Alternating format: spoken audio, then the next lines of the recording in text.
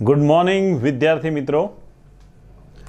प्रकरण नंबर 3 में आज આપણે અભ્યાસ કરીશું પરમાણુય ત્રિજ્યા એને અસર કરતા પરિબળોનો। તો અગાઉના લેક્ચરમાં પરમાણુ ત્રિજ્યા એ એક જ આવર્તમાં અને એક જ સમૂહમાં કેવો ફેરફાર અનુભવે એ આવર્તી વલણનો અભ્યાસ કર્યો હતો। જેમ કે આપણે એવું શીખી ગયા કે એક જ આવર્તમાં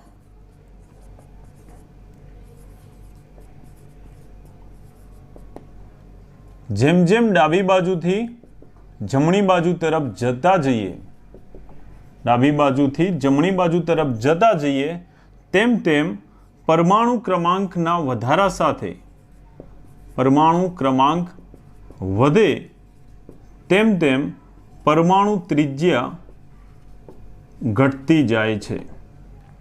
આવું એક જ આવર્તમાં ડાબેથી જમણી તરફ કક્ષા વધતી નથી પણ કેન્દ્રીય વીજભાર વધે છે અને એટલા માટે પરમાણુનું કદ ઘટે છે, પરમાણુની ત્રિજ્યા ઘટે છે। તો એક જ આવર્તની અંદર આ પ્રમાણે પરમાણુ ક્રમાંકના વધારા સાથે એક જ આવર્તમાં પરમાણુ ક્રમાંકના વધારા સાથે પરમાણુ ત્રિજ્યા ઘટે છે।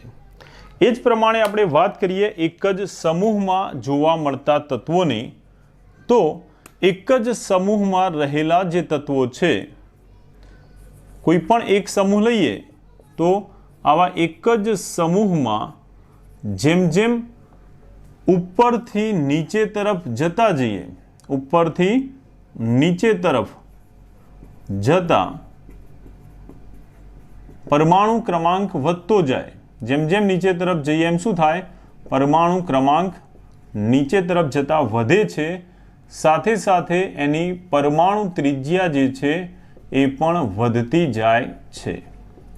આમ જો વાત કરીએ આપણે એક જ સમૂહમાં તો એમાં ઉપરથી નીચે તરફ જતા જઈએ તેમ તેમ એના પરમાણુ ક્રમાંકના વધારા સાથે પરમાણુ ત્રિજ્યા વધતી જાય છે। તો આ ગુણધર્મ એ આવર્તી વલણ કહેવાય, નિયમિત ગુણધર્મ કહેવાય। તેમ છતાં કેટલીક જગ્યાએ પરમાણુ ત્રિજ્યામાં અનિયમિતતા જોવા મળે છે। જે પાછળના જવાબદાર પરિબળો છે એ પરિબળો પૈકી કેટલાક પરિબળો એ પરમાણુ ત્રિજ્યાને સમપ્રમાણના સંબંધ ધરાવે છે, જેની અંદર આપણે જોઈએ કે જેમ જેમ એ પરિબળનું મૂલ્ય વધે તેમ પરમાણુ ત્રિજ્યા વધે, તે પરિબળ ઘટે તો પરમાણુ ત્રિજ્યા ઘટે।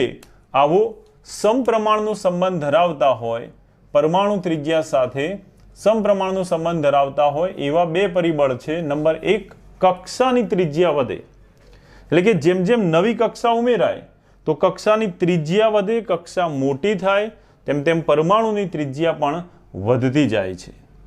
બીજું પરિબળ છે સ્ક્રીનિંગ અસર। સ્ક્રીનિંગ અસર એના વિશે આપણે અગાઉ પણ શીખી ગયા કે જ્યારે ઇલેક્ટ્રોન, સામાન્ય રીતે ઇલેક્ટ્રોન રચનાના નિયમ પ્રમાણે ઇલેક્ટ્રોન પહેલાં ઓછી ઉર્જાવાળી કક્ષામાં ભરાય, એ પૂર્ણ થાય પછી એનાથી વધુ ઉર્જાવાળી કક્ષામાં ભરાય, ત્યાર પછી એ બાહ્યતમ કક્ષામાં ભરાતો જાય છે। પરંતુ સ્ક્રીનિંગ અસર ઉદ્ભવે ત્યારે શું થાય કે જ્યારે ઇલેક્ટ્રોન બાહ્યતમ કક્ષામાં ઉમેરાવાને બદલે જ્યારે નવો ઇલેક્ટ્રોન અંદરની કક્ષામાં ઉમેરાય તો કેન્દ્રનું જે આકર્ષણ બળ છે એ ઇલેક્ટ્રોન ઉપર વધી જાય છે। બાહ્યતમ કક્ષા કરતાં અંદરની કક્ષા નજીક હોવાથી કેન્દ્રનું બળ વધે છે। જે આકર્ષણ બળ વધે એટલે બાહ્યતમ કક્ષાના ઇલેક્ટ્રોન પર આકર્ષણ બળ ઘટે છે, જેને આપણે સ્ક્રીનિંગ અસર, શિલ્ડિંગ અસર અથવા એને આચ્છાદન અસર કહી શકીએ। તો આ બંને જે છે એ પરમાણુ ત્રિજ્યા સાથે સમપ્રમાણનો સંબંધ ધરાવે, એટલે આમાં જો વધારો થાય તો પરમાણુની ત્રિજ્યા વધે, જો આ પરિબળ ઘટે તો પરમાણુ ત્રિજ્યા પણ ઘટે છે। એટલે આ પહેલા બંને પરિબળ એ પરમાણુ ત્રિજ્યા સાથે કેવો સંબંધ ધરાવે? તો પરમાણુ ત્રિજ્યા સાથે સમપ્રમાણતાનો સંબંધ ધરાવે છે।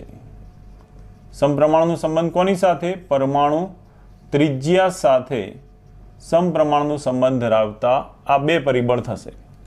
એ સિવાય નંબર 2, બીજા મુદ્દાની અંદર પરમાણુ ત્રિજ્યા સાથે સંકળાયેલા 5 બીજા પરિબળો આપેલા છે, જે 5 પરિબળો પરમાણુ ત્રિજ્યા સાથે વ્યસ્ત સંબંધ ધરાવે છે, જેમાં એક છે અસરકારક કેન્દ્રીય વીજભાર, બીજું છે બંધ ક્રમાંક, ત્રીજું છે સ્થિરતા, ચોથું બંધ એન્થાલ્પી અને પાંચમું લેટાઇસ એન્થાલ્પી, જેના વિશે આપણે આગળ સમજીશું. અસરકારક કેન્દ્રીય વીજભાર એટલે જેમ જેમ આવર્તમાં ડાબેથી જમણી તરફ જઈએ એમ કેન્દ્રમાં પ્રોટોન વધે, જે ધન વીજભાર વધશે તો એ ઇલેક્ટ્રોન ઉપર આકર્ષણ બળ પણ વધશે, જેને આપણે અસરકારક કેન્દ્રીય વીજભાર કહીશું. બીજું છે બંધ ક્રમાંક. બંધ ક્રમાંક એટલે હાઇડ્રોજન જેવા પરમાણુ એમાં એક એક બંધ હોય, જેથી એના કેન્દ્ર એને આ એક એક ઇલેક્ટ્રોનનું જોડકું એ બંનેના કેન્દ્રને પોતાની તરફ આકર્ષે. જો એના બદલે આપણે વાત કરીએ ઓક્સિજન અણુની, તો ઓક્સિજનના અણુમાં 2 ઓક્સિજન પરમાણુ વચ્ચે 2 સહસંયોજક બંધ હોય છે, જેથી એમાં 4 ઇલેક્ટ્રોનનું આકર્ષણ 2 કેન્દ્રને લાગે. ઓક્સિજનના 2 પરમાણુ એના કેન્દ્ર જે છે એ કેન્દ્ર ઉપર આ ભાગીદારીના કુલ 4 ઇલેક્ટ્રોનનું બળ લાગે, તો 2 ઇલેક્ટ્રોન એના આકર્ષણ બળ કેન્દ્ર ઉપર લાગે, એના કરતાં 4 ઇલેક્ટ્રોનનું આકર્ષણ બળ કેવું, 4 ઇલેક્ટ્રોનનું આકર્ષણ બળ વધારે લાગશે અને પરિણામે એ પરમાણુ ત્રિજ્યા જે છે એના ઉપર પણ એની અસર થતી હોય છે. એ જ પ્રમાણે બંધ એન્થાલ્પી, બંધ તોડવા માટે આપવી પડતી ઉર્જા એને બંધ એન્થાલ્પી કહેવાય. લેટાઇસ, સ્ફટિકનો નાનો ટુકડો એને લેટાઇસ કહેવાય, જેમાં રહેલા ઘટકોને છૂટા પાડવા માટે આપવી પડતી ઉર્જા એ લેટાઇસ એન્થાલ્પી કહેવાય. 1 મોલ આયનોને દૂર કરવા જરૂરી ઉર્જા. ઓકે, તો આ બધા વિશે આપણે ડિટેલમાં શીખીશું. અત્યારે આપણે થોડીક બેઝિક વ્યાખ્યાની સમજાવી છે. તો પરમાણુની ત્રિજ્યા એ આ બંને સાથે સમપ્રમાણનો અને આ બધા પરિબળ સાથે વ્યસ્ત પ્રમાણનો સંબંધ ધરાવે છે. એનો મતલબ શું? તો એનો અર્થ એવો થાય કે જેમ જેમ બંધ ક્રમાંક વધે, એટલે કે બંધની સંખ્યા વધે, ફોર એક્ઝામ્પલ નાઇટ્રોજન, એમાં નાઇટ્રોજન વચ્ચે 3 બંધ છે, ત્રિબંધ. તો અહીંયા બંધ ક્રમાંક 1, આમાં બંધની સંખ્યા એટલે કે બંધ ક્રમાંક 2, આમાં બંધની સંખ્યા અથવા બંધ ક્રમાંક 3 છે. તો જેમ જેમ બંધ ક્રમાંક વધે, બંધ ક્રમાંક એટલે બંધની સંખ્યા, જે હાઇડ્રોજનમાં 1, ઓક્સિજનમાં 2 બંધ, નાઇટ્રોજનમાં 3 બંધ. જેમ જેમ બંધ ક્રમાંક વધે, તો બંધ ક્રમાંક વધે તો એની પરમાણુવીય અથવા અણુવીય ત્રિજ્યા ઘટશે, કારણ કે આ બંધ ક્રમાંક સાથે એનો સંબંધ કેવો છે? વ્યસ્ત સંબંધ. અહીં સમજાવ્યું એમ, જેટલા ઇલેક્ટ્રોન ભાગીદારી વધુ કરશે, બંધ વધારે બનશે, એટલું એની પર આકર્ષણ બળ વધે કેન્દ્રો પર, માટે એ નજીક આવે અને એટલા જ માટે એમની જે કક્ષાઓ છે સંકોચાશે અને એટલા માટે પરમાણુ ત્રિજ્યા ઘટશે. ઓકે, તો તમારે યાદ રાખવાનું રહેશે કે સમપ્રમાણનો સંબંધ કયા 2 પરિબળો સાથે અને વ્યસ્ત પ્રમાણનો સંબંધ પરમાણુની ત્રિજ્યામાં કયા પરિબળો સાથે ધરાવે છે. હવે આ બધા પરિબળોના વધારે કે ઓછા પ્રમાણને કારણે કેટલીક વાર જે આવર્તી વલણ છે, એક જ આવર્તમાં પરમાણુ ક્રમાંક સાથે પરમાણુ ત્રિજ્યા ઘટવાનું અને એક જ સમૂહમાં ઉપરથી નીચે પરમાણુ ક્રમાંક સાથે ત્રિજ્યા વધવાનું જે આવર્તી વલણ છે, એમાં કેટલીક વાર અપવાદ જોવા મળે છે. આવો જે અપવાદ મળે છે એમાં આપણે 2 અપવાદની વાત કરીશું. નંબર 1, પહેલા વાત કરીએ સંક્રાંતિ તત્વો. સંક્રાંતિ તત્વો એટલે શું? તો ડી વિભાગના તત્વોને સંક્રાંતિ તત્વો કહે છે. આ સંક્રાંતિ તત્વો, એમાં એની વ્યાખ્યા કંઈક આ પ્રમાણે છે, જેને વિસ્તૃત આપણે આગળ શીખીશું ધોરણ 12માં. અત્યારે હાલ થોડીક વાત કરીએ સંક્રાંતિ તત્વોની. તો સંક્રાંતિ તત્વ એ ડી વિભાગનું તત્વ છે. ડી વિભાગના એવા તત્વો કે જે એના સાદા પરમાણુ કે કોઈ પણ આયનમાં, વ્યાખ્યા અહીંયા લખી દઉં છું, ધ્યાન આપજો. સંક્રાંતિ તત્વની વ્યાખ્યા. સૌથી પહેલા તો સંક્રાંતિ તત્વ એ ડી વિભાગનું તત્વ હોય, એટલે અહીંયા આપણે લખીશું કે ડી વિભાગના ડી વિભાગમાં આવેલા અથવા ડી વિભાગના જે તત્વો તેની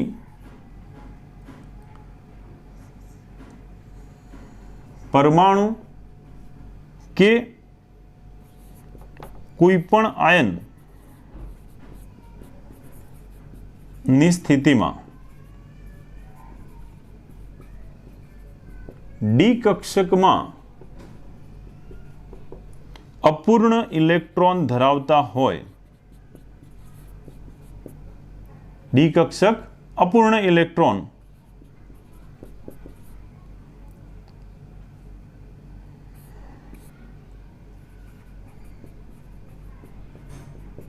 તો તેવા તત્વોને સંક્રાંતિ તત્વો કહે છે.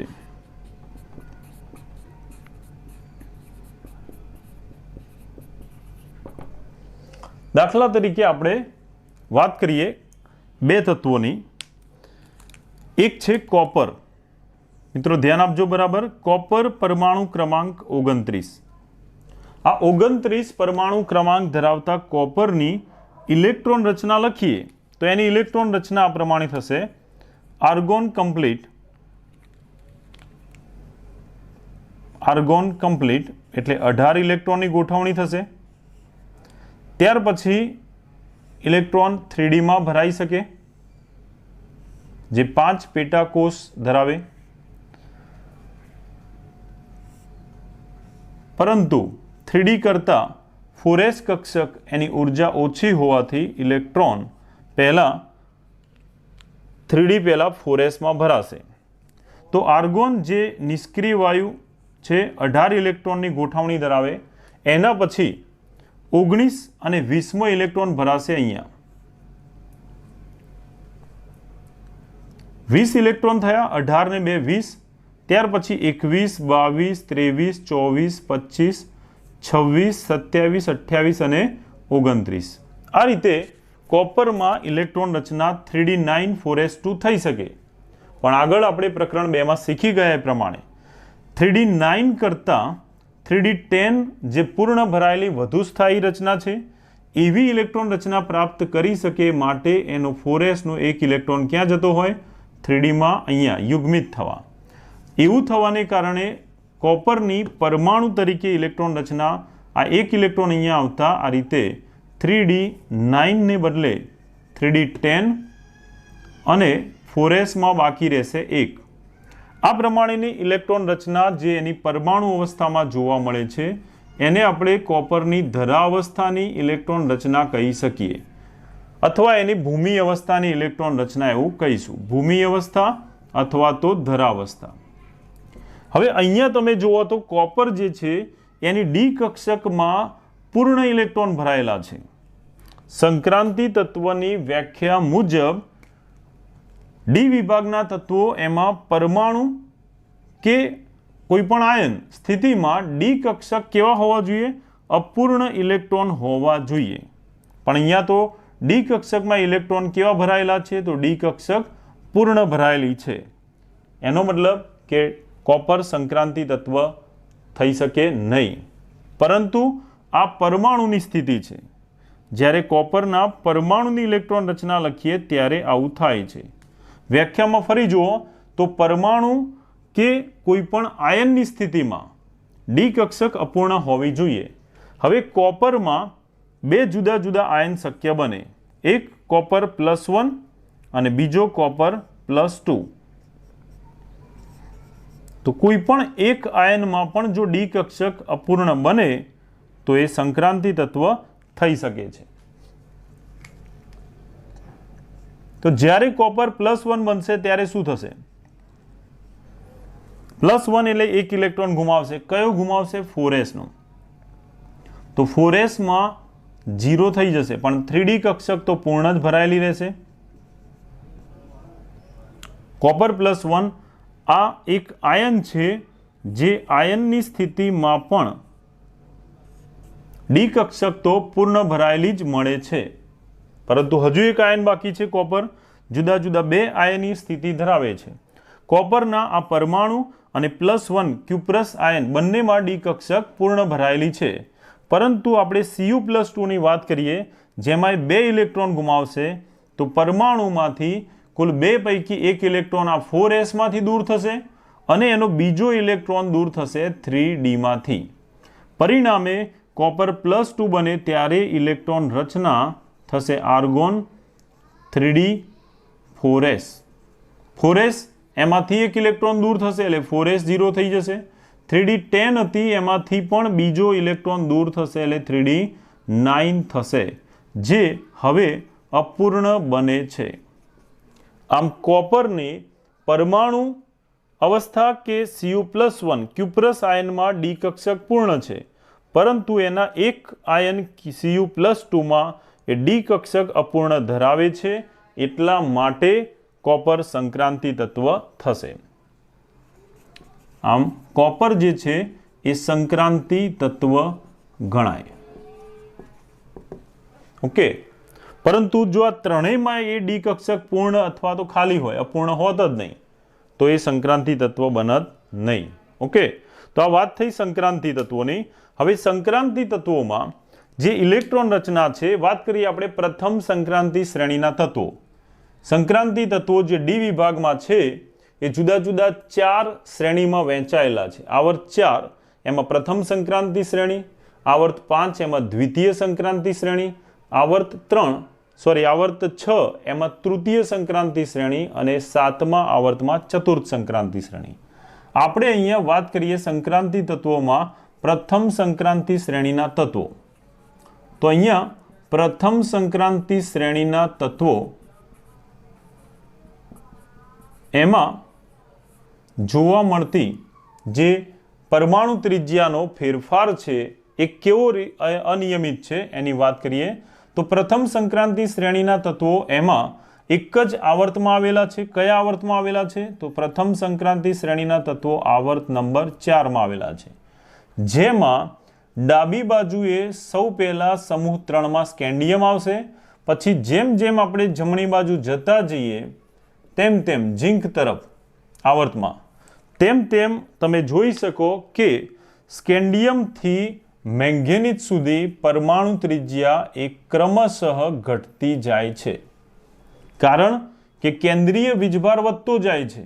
સ્ક્રીનિંગ અસરની સાપેક્ષે કેન્દ્રીય વીજભાર વધારે પ્રભાવી છે, એટલે સ્કેન્ડિયમથી ટિટેનિયમ, વેનેડિયમ, ક્રોમિયમ અને મેંગેનીઝ સુધી પરમાણુ કદ અને પરમાણુ ત્રિજ્યા એક સરખી રીતે ઘટતી જાય છે, નિયમિત ઘટાડો, જે બાકીના આવર્તમાં જોવા મળે.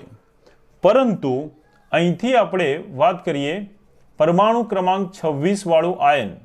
આ આયન કોબાલ્ટ અને નિકલ એની અંદર કેન્દ્રીય વીજભાર અને સ્ક્રીનિંગ અસર એ લગભગ સરખા થઈ જાય છે, અને એટલા માટે અહીંયા કેન્દ્રીય વીજભાર વધુ હતો સ્ક્રીનિંગ અસરની સાપેક્ષે. એટલા માટે આ જેમ જેમ સ્ક્રીનિંગ અસર ઘટતી જાય એમ આ ત્રિજ્યા પણ ઘટતી હતી.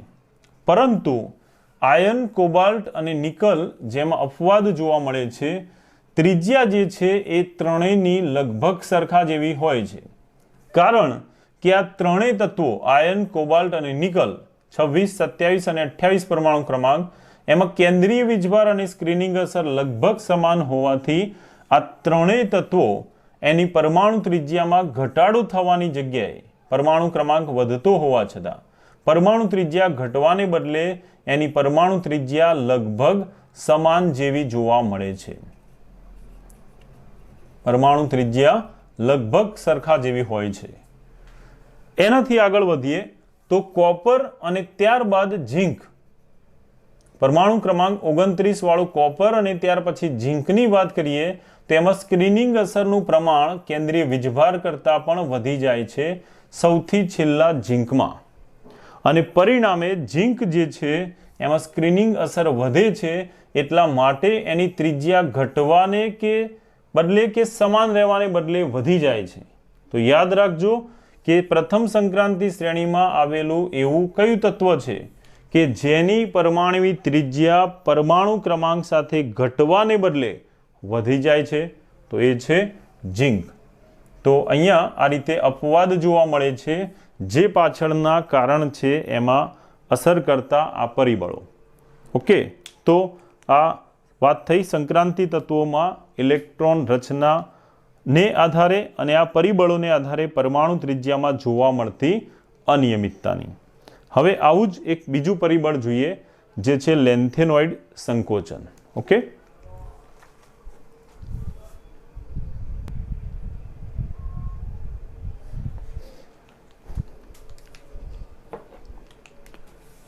મિત્રો, પરમાણુ ત્રિજ્યામાં અસર કરતા પરિબળોને કારણે એક અપવાદ અથવા અનિયમિતતા જોવા મળતી હતી ડી વિભાગના તત્વોમાં, જેને આપણે સંક્રાંતિ તત્વો કહીએ છીએ.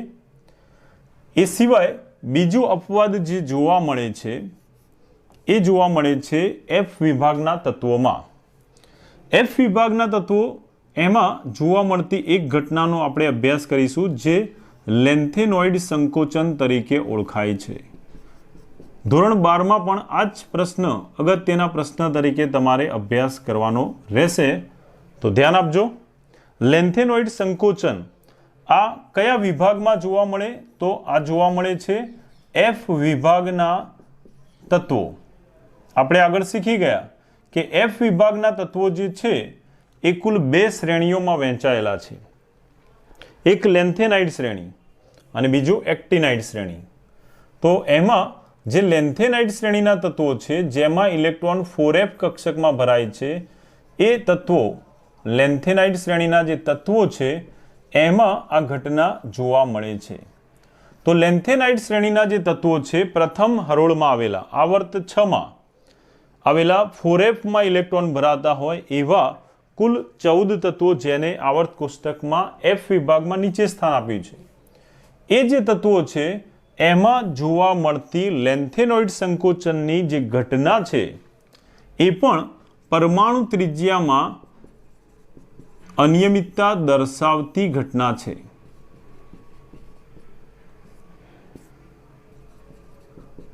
તો આ લેન્થેનોઇડ સંકોચન એટલે શું? ધોરણ 12 માટે અગત્યનો પ્રશ્ન છે, તો તમારા માટે પણ એ અગત્યનો જ પ્રશ્ન કહેવાય. It is very most important for you, for your chemistry exam. તો લેન્થેનોઇડ સંકોચન એટલે શું એની વાત કરીએ. બરાબર ધ્યાન આપજો. વાત કરીએ આપણે પ્રથમ સંક્રાંતિ શ્રેણીના તત્વો પછીના તત્વો. આવર્ત 6માં આવેલા તત્વોની વાત કરીએ તો આવર્ત 6માં આવેલા જે તત્વો છે એમાં પણ લેન્થેનાઇડ શ્રેણીના તત્વો, એ જે તત્વો છે એની અંદર આ પ્રમાણે ઝેનોન કમ્પ્લીટ એટલે નિષ્ક્રિય વાયુ ઝેનોનની ઇલેક્ટ્રોન રચના એટલે 54 ઇલેક્ટ્રોનની રચના કહેવાય. છઠ્ઠો આવર્ત, એનો મતલબ કે એમાં બાહ્યતમ કક્ષા 6s આવશે. ત્યાર પછી 6s પછી આવશે 5d અને 5dમાં ઇલેક્ટ્રોન એક દાખલ થાય લેન્થેનમ. ત્યાર પછી ઇલેક્ટ્રોન ભરાવાનું શરૂ થાય છે 4fમાં. તો ધ્યાન આપજો, બરાબર ધ્યાનથી સમજવાનો પ્રયત્ન કરજો. તો સમજો કે આ એક પરમાણુનું કેન્દ્ર છે, એની આ પહેલી કક્ષા, આ બીજી કક્ષા, આ ત્રીજી કક્ષા, એ રીતે ચોથી, પાંચમી કક્ષા અને છઠ્ઠી કક્ષા.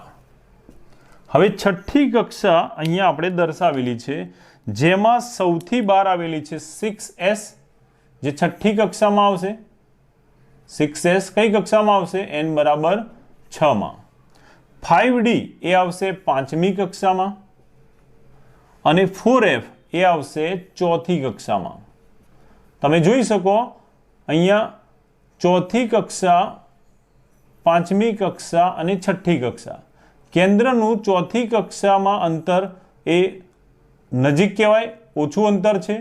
પાંચમી કક્ષા એ ચોથી કક્ષા કરતાં થોડી દૂર અને છઠ્ઠી કક્ષા આ બંને કરતાં સૌથી વધારે દૂર આવેલી છે. તો જ્યારે પરમાણુ એ ઇલેક્ટ્રોન ઉપર આકર્ષણ બળ લગાડે ત્યારે સ્વાભાવિક છે કે 6sમાં રહેલા જે ઇલેક્ટ્રોન છે એના ઉપર આકર્ષણ બળ ઓછું લાગશે, કારણ કે કેન્દ્ર જે છે એ કેન્દ્રથી આ 6s એ ખૂબ દૂર રહેલી છે. એના કરતાં 5d નજીક છે અને સૌથી નજીક છે 4f બાહ્યતમ કક્ષામાં. નિષ્ક્રિય વાયુ પછી આવેલી બાહ્યતમ કક્ષાઓમાં 4f એ સૌથી નજીક છે. એફ વિભાગના તત્વોમાં એમાં પણ લેન્થેનાઇડ શ્રેણીના તત્વોમાં લેન્થેનમ પછી ઇલેક્ટ્રોન, લેન્થેનમ પહેલાના તત્વોની ઇલેક્ટ્રોન રચના જોઈએ તો લેન્થેનમમાં 6s2 અને 5d1 આ પ્રમાણે ઇલેક્ટ્રોન રચના હોય છે. પણ જેવું લેન્થેનાઇડ શ્રેણીના તત્વો શરૂ થાય એટલે ઇલેક્ટ્રોન ભરાવાનું ક્યાં શરૂ થાય? તો ઇલેક્ટ્રોન ભરાય છે હવે અંદર આવેલી આ 6s અને 5d બાદ ઇલેક્ટ્રોન ભરાશે આ 4f કક્ષકમાં, જે 1 થી 14 સુધી ભરાય. આમ ઇલેક્ટ્રોન ભરાશે ક્યારે? તો પહેલા ભરાશે 6s ઓછી ઉર્જા ધરાવતી કક્ષક, આ પહેલા ભરાશે, ત્યાર પછી 5d અને છેલ્લે ભરાશે 4fમાં.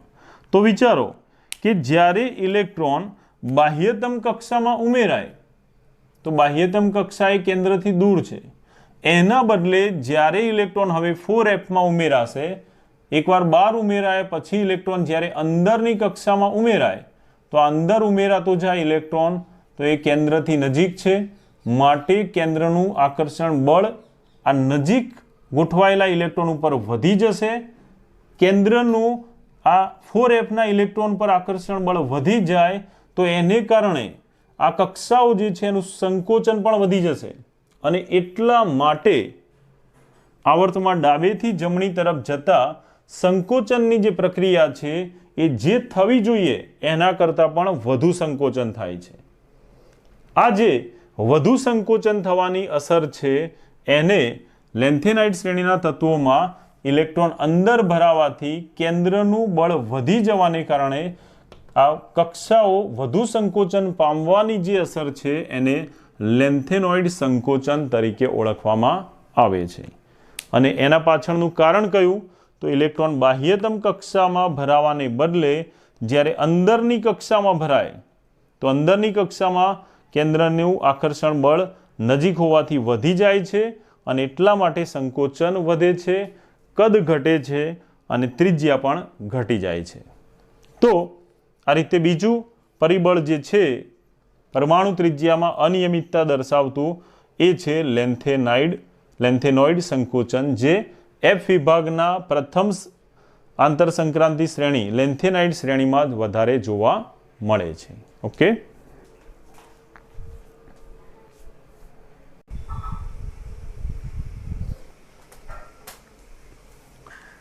હવે ટોપિક 3.7 ભૌતિક ગુણધર્મોમાં આવર્તી વલણ.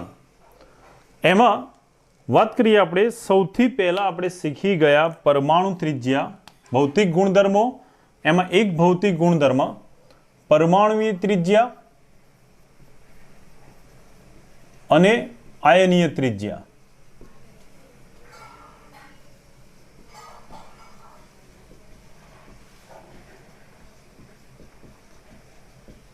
એમાં જોવા મળતું આવર્તી વલણ એક જ આવર્તમાં અને એક જ સમૂહમાં જોઈ ગયા. હવે બીજા ભૌતિક ગુણધર્મ તરીકે આપણે જોઈશું આયનીકરણ એન્થાલ્પી. આયનીકરણ એન્થાલ્પી,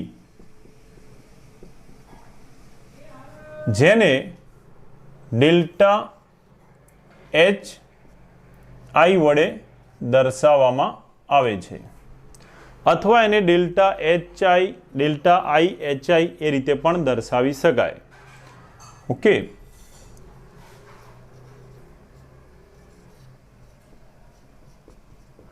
જૂના કોર્સમાં એને આયોનાઇઝેશન એન્થાલ્પી ઉપરથી આઈ વડે પણ દર્શાવવામાં આવતું હતું.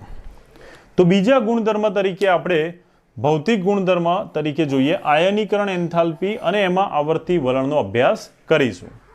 તો સૌથી પહેલા તો આયનીકરણ એન્થાલ્પી એટલે શું એની વાત કરીએ.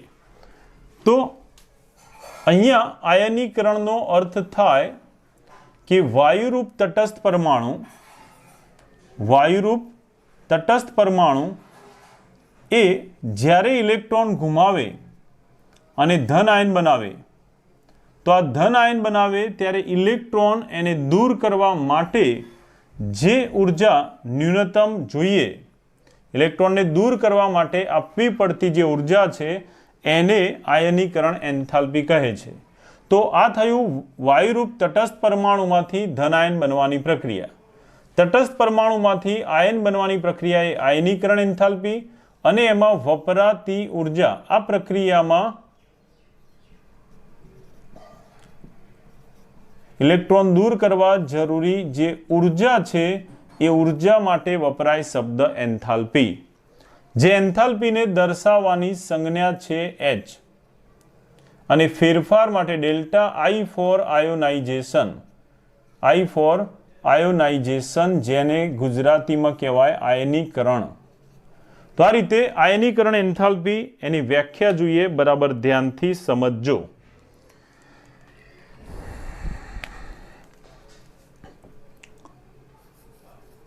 આયનીકરણ એન્થાલ્પી એ એક પ્રકારની એન્થાલ્પી એટલે કે ઉર્જા દર્શાવે છે, જેની વ્યાખ્યા આપણે જોઈએ. આ પ્રમાણે થશે વ્યાખ્યા, બરાબર ધ્યાન આપજો અને સમજજો. જ્યાં સુધી કેમિસ્ટ્રી ભણશો ત્યાં સુધી આ બધા પદ આવશે. આયનીકરણ એન્થાલ્પી વારે ઘડીએ તો ખાસ ખ્યાલ હોવો જોઈએ કે આયનીકરણ એન્થાલ્પી એટલે શું, બરાબર. તો અહીંયા આપણે પહેલા સમજી લઈએ કે ધારો કે આ એક વાયુરૂપ તટસ્થ પરમાણુ છે.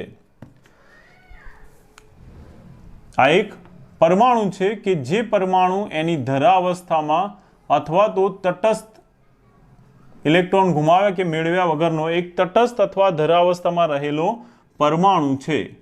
હવે આપણે આગળ શીખી ગયા એ પ્રમાણે કે કોઈ પણ પરમાણુનો જે ઇલેક્ટ્રોન છે, સંયોજકતા ઇલેક્ટ્રોન, એ ઋણ હોવાથી કેન્દ્ર વડે એ આકર્ષાયેલો હોય છે. કેન્દ્ર એના ધન વીજભાર વડે ઇલેક્ટ્રોનને આકર્ષી રાખે છે. જો આપણે આ ઇલેક્ટ્રોનને કેન્દ્રના આ આકર્ષણ બળથી મુક્ત કરવો હોય, પરમાણુના કેન્દ્ર વડે લાગતા આ બળથી ઇલેક્ટ્રોન મુક્ત કરવો હોય, તો આ ઇલેક્ટ્રોનને મુક્ત કરીશું એટલે આ જે પરમાણુ છે જેને મેટલ ઉપરથી આપણે એમ દર્શાવ્યો, એ તટસ્થ પરમાણુ એ ઇલેક્ટ્રોન ગુમાવશે એટલે એ ધન વીજભારિત આયનમાં રૂપાંતર થઈ જશે. શું બની જશે? ઇલેક્ટ્રોન ગુમાવવાની સાથે ધન વીજભારિત આયન બની જશે. તો પરમાણુ એમાં રહેલો ઇલેક્ટ્રોન જે કેન્દ્રથી આકર્ષાયેલો છે એને મુક્ત કરવા માટે અહીંયા જે ઉર્જા આપવી પડે એ આપવી પડતી ઉર્જાને તેની આયનીકરણ ઉર્જા કહે છે. એટલે આપણે આવું લખી શકીએ કે વાયુરૂપ તટસ્થ પરમાણુ જેને આપણે વાયુ અને તટસ્થ પરમાણુને મેટલ ઉપરથી એમ વડે દર્શાવીએ, તો આ વાયુરૂપ તટસ્થ પરમાણુ એમાંથી ઇલેક્ટ્રોનને દૂર કરવા માટે જે ઉર્જા આપવી પડે તે ઉર્જાને તેની આયનીકરણ એન્થાલ્પી અથવા આયોનાઇઝેશન એન્થાલ્પી કહે છે. તો પરમાણુમાંથી ઇલેક્ટ્રોન દૂર થશે ત્યારે ધન આયનમાં પરિણમશે, જે માટે એને આપેલી ઉર્જા એ આયનીકરણ ઉર્જા કહેવાશે. ઓકે, તો એની વ્યાખ્યા આ પ્રમાણે લખી શકાય. વાયુરૂપ એક ઇલેક્ટ્રોનને દૂર કરવા જરૂરી ઉર્જા બહુ ઓછી હોય એટલે અહીંયા આયનીકરણ ઉર્જા માટે આપણે 1 મોલ ઇલેક્ટ્રોન દૂર કરવા માટે જરૂરી ઉર્જા એને આયનીકરણ ઉર્જા કહીશું. કેટલા ઇલેક્ટ્રોન? 1 મોલ ઇલેક્ટ્રોન દૂર કરવા માટે જરૂરી ઉર્જા એને એની આયનીકરણ એન્થાલ્પી અથવા આયોનાઇઝેશન એન્થાલ્પી કહીશું. તો વ્યાખ્યા પ્રમાણે થશે: વાયુરૂપ તટસ્થ પરમાણુ અથવા જે ધરાવસ્થામાં હોય એવા પરમાણુમાંથી 1 મોલ ઇલેક્ટ્રોન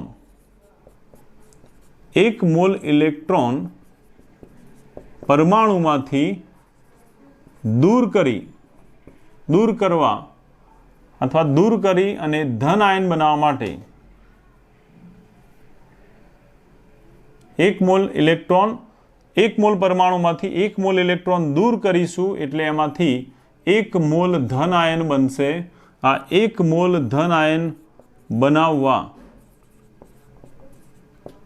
તે માટે એને આપવી પડતી અથવા બીજા શબ્દોમાં કહીએ તો જરૂરી ન્યૂનતમ ઉર્જાને તે પરમાણુની આયનીકરણ ઉર્જા અથવા આયનીકરણ એન્થાલ્પી કહે છે।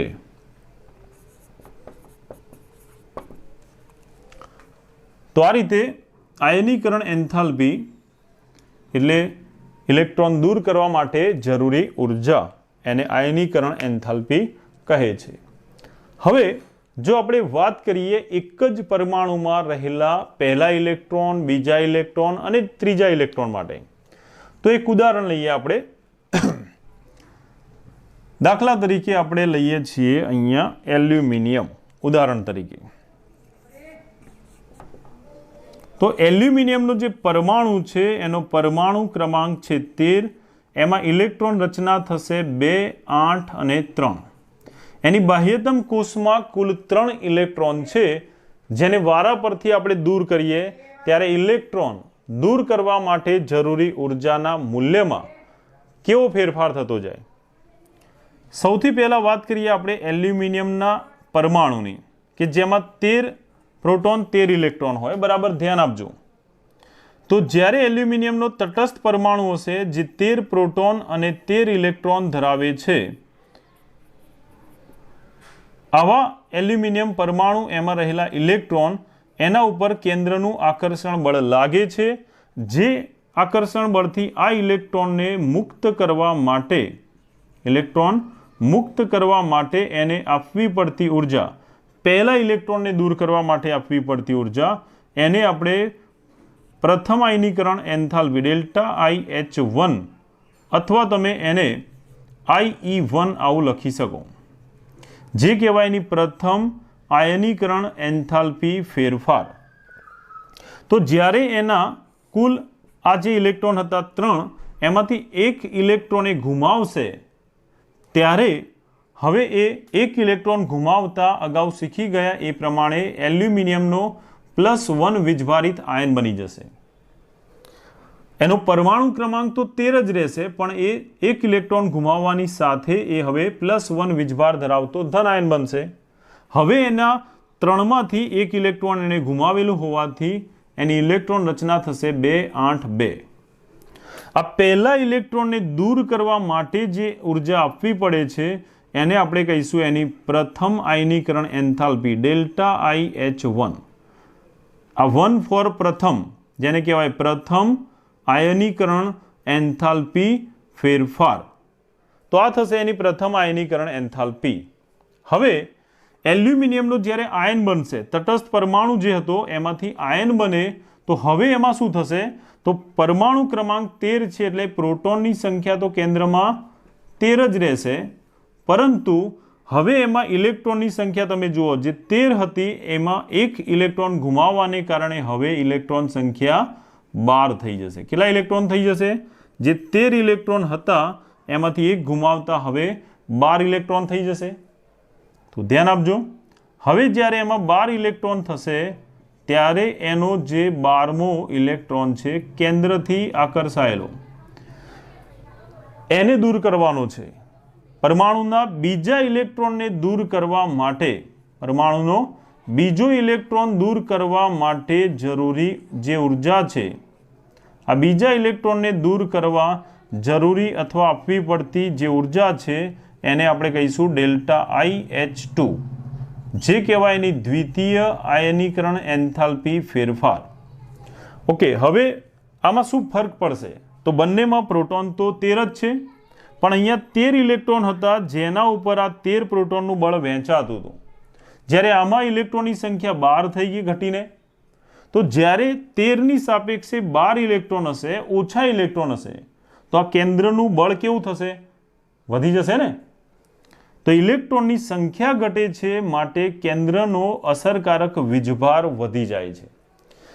13 ઇલેક્ટ્રોન કરતાં 12 ઇલેક્ટ્રોન ઉપર 13 પ્રોટોનનું આકર્ષણ બળ વધે છે, માટે આ ઇલેક્ટ્રોન કેન્દ્રથી વધારે પ્રબળતાથી આકર્ષાય છે.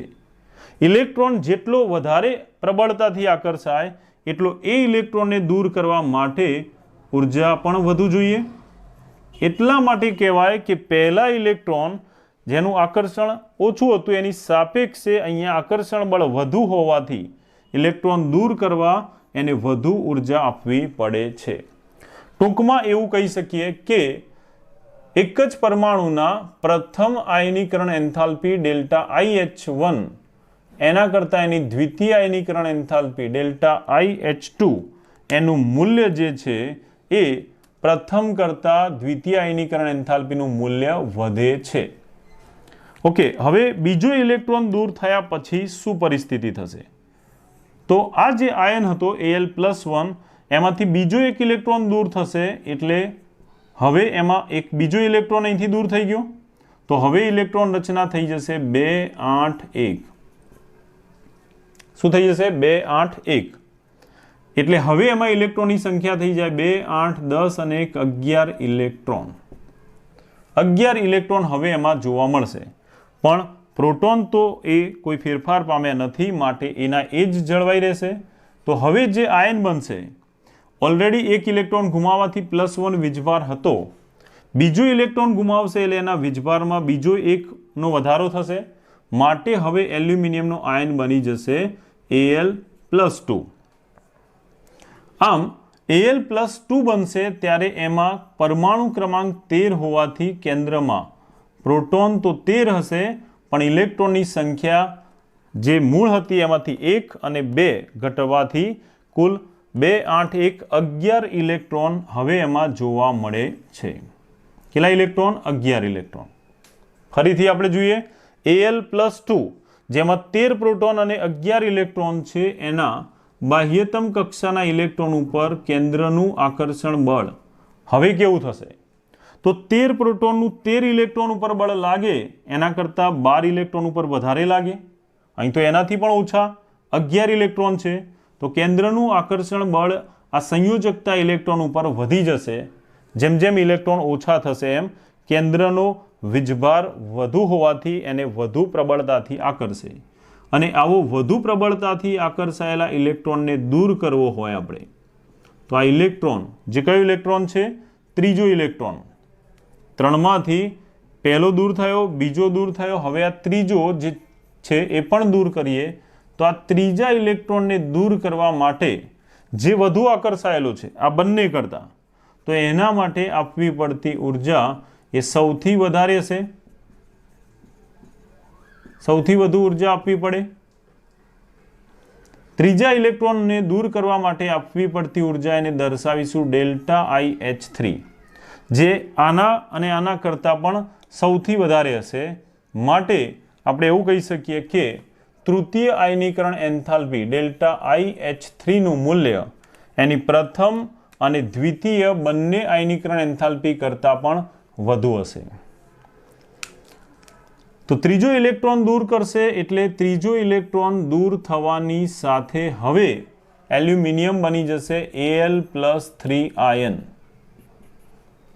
જે 3 ઇલેક્ટ્રોન ગુમાવવાને કારણે હવે એ ઇલેક્ટ્રોન રચના પ્રાપ્ત કરશે 2 8 જે નિષ્ક્રિય વાયુ આર્ગોન જેવી રચના થશે, નિયોન જેવી રચના ધારણ કરશે. 10 ઇલેક્ટ્રોનની ગોઠવણી નિયોન જેવી અને પરિણામે હવે એની અંદર કેન્દ્રમાં 13 પ્રોટોન હશે અને ઇલેક્ટ્રોનની સંખ્યા થઈ જશે કેટલી? 2 ને 8 10. તો આ રીતે કોઈ પણ એક જ પરમાણુ લઈએ, ધ્યાન આપજો બરાબર, ખૂબ અગત્યનું. એક જ પરમાણુમાં જેમ જેમ ઇલેક્ટ્રોનની સંખ્યા એક જ પરમાણુ માટે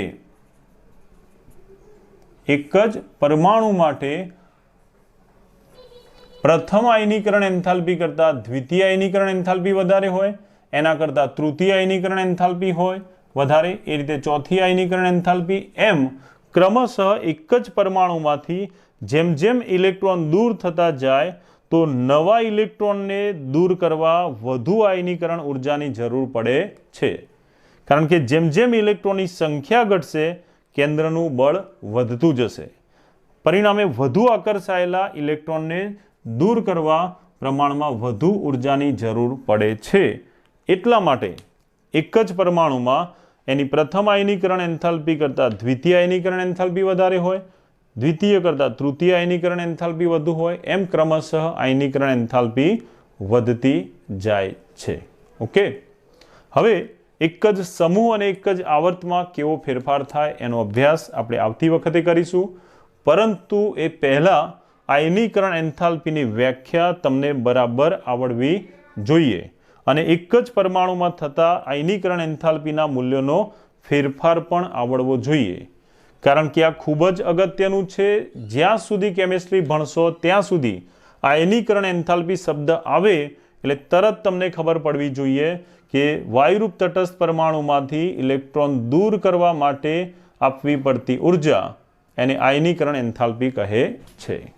ઓકે, તો એક જ સમૂહ અને એક જ આવર્તમાં આયનીકરણ એન્થાલ્પીનું આવર્તી વલણ આવતા લેક્ચરમાં જોઈશું.